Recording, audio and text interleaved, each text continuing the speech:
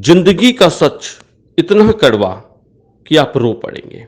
गणपत सिंह मांडोली की एक खास रिपोर्ट, जिंदगी धुआं धुआं।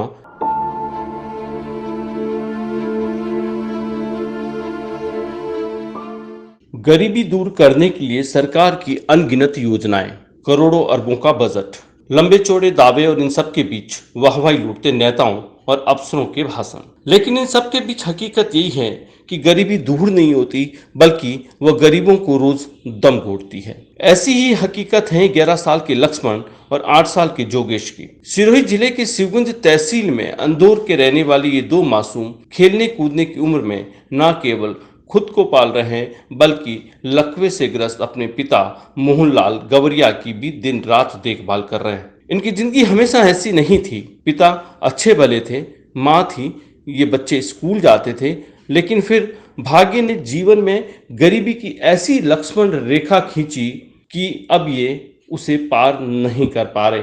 8 साल पहले इनकी माँ यानी मोहनलाल की पत्नी की मौत हो गई। इसके बाद मोहनलाल ने दोनों बच्चों को पाला, इन्हें स्कूल भेजा।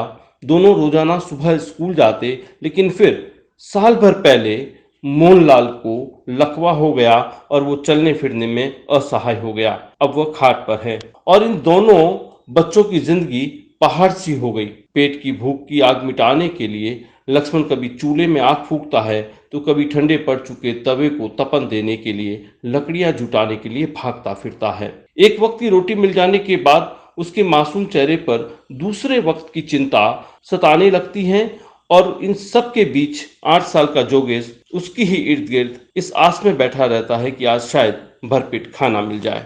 सरकार की योजनाओं की वो जमीनी हकीकत है जिसे हुक्मरानों को देखना, प्रशासन को समझना और चिंता करना जरूरी है, लाजमी भी है।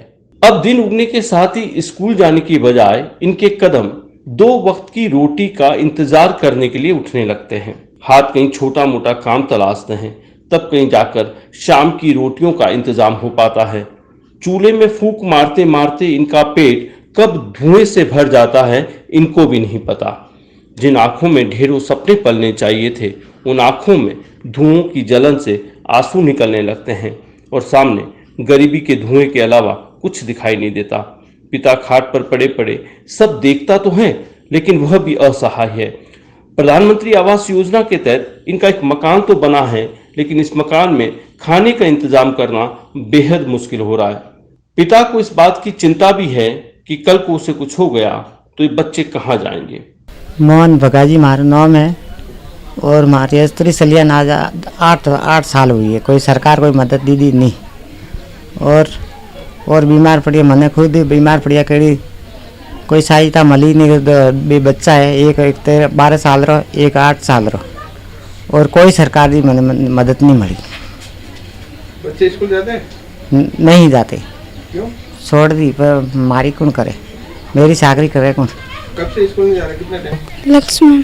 स्कूल जाए कि नहीं जातो? नहीं। कतरो बने हैं? तीसरी। स्कूल की छोड़ी? पापा के वजह से। पापा की वजह? तो कतरा भाई थे? कतरा बे बे छोटो बड़ा है?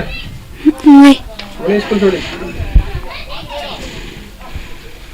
खाना बनाओ तो? आओ।